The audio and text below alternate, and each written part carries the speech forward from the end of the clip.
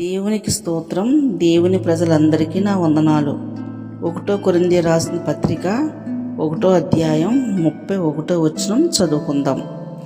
అతిశయించువాడు ప్రభువునందే అతిశయింపవలెను అని రాయబడి ఉన్నది నెరవేరునట్లు దేవుని మూలంగా ఆయన మనకు జ్ఞానమును, నీతియు, పరిశుద్ధతయు విమోచనమాయెను.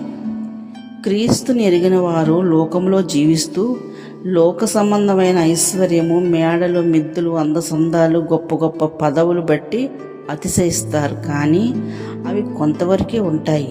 మనమైతే క్రీస్తుని బట్టి అతిశయిస్తున్నాము. ఎందుకంటే నీతి లేని జీవితాలకు ఆయన నీతి వస్త్రం మనకు ధరింపజేశాడు.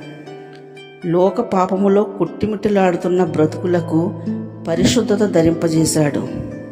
మార్గమే తెలియక వెర్రివారిగా తిరుగుతున్న వారిని తన జ్ఞాన మార్గములో నిత్య జీవానికి నడిపిస్తున్నాడు. కాబట్టి మనము క్రీస్తునందే అతిశయించాలి.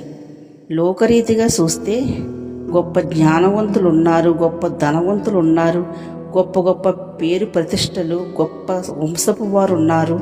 కానీ వారెవరో దేవునికి పిలువబడలేదు. ఎందుకంటే లోకములో ఉన్న జ్ఞానం, లోకములో ఉన్న ధనం, లేక పేరు ప్రతిష్టలు, ఆస్తిపాస్తులు, అందసందాలు ఇవేమీ దేవునికి అవసరం లేదు. ప్రభువుని మహిమపరిచే పాత్ర వట్టికుండా మట్టికుండై ఉండాలి. అప్పుడే ఆ పాత్ర ద్వారా దేవుడు మహిమపరచబడతాడు. అందుకే దేవుడు జ్ఞానులను సిగ్గుపరచడానికి లోకంలో ఉన్న వెర్రివారిని ఏర్పరచుకున్నాడు. బలవంతులను సిగ్గుపరచడానికి బలహీనులను ఏర్పరచుకున్నాడు. లోకంలో ఎన్నికైన వారిని వ్యర్థం చెయ్యాలని నీచులను, తృణీకరింపబడిన వారిని, ఎన్నిక లేని వారిని ఏర్పరచుకున్నాడు. దేవుడు ఎవరి ద్వారా మహిమ పొందాలనుకుంటున్నాడో ఆ వ్యక్తికి సమస్తము దూరం చేస్తాడు. ఒంటరి జీవితాన్ని చేసి ఆయన జ్ఞానం, ఆయన పరిశుద్ధత, నీతిని అనుగ్రహించి ఆత్మ బలంతో బలమైన సాధనంగా చేసి ఆయనలో నడిపించుకుంటాడు. అదే ఏర్పరచబడిన వారి సూచన. కాళ్ళు, చేతులు, కళ్ళు లేకపోయినా, బలహీనులైనా, ఎలాంటి వారినైనా సరే ఆయన శక్తితో నింపి వాళ్ళ ద్వారా ఆయన మహిమపరచబడతాడు.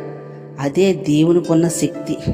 అందుకే అతిశయించేవాడు ప్రభువునందే అతిశయించాలని వాక్యం చెలవిస్తుంది. కాబట్టి నీ అతిశయం దేని బట్టి ఉంది?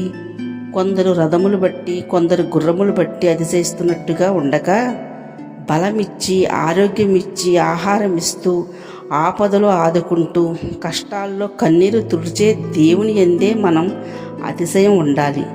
ప్రతిదినం ఆయన వాక్కుతో బలపరిచి, ఆయన రెక్కలు కప్పి దాసి కాసి కాపాడుతున్న దేవునికే కృతజ్ఞతాస్తుతులు చెల్లించేవారుగా ఉందాం. దేవునికే మహిమ కలుగునుగాక. ఆమెన్.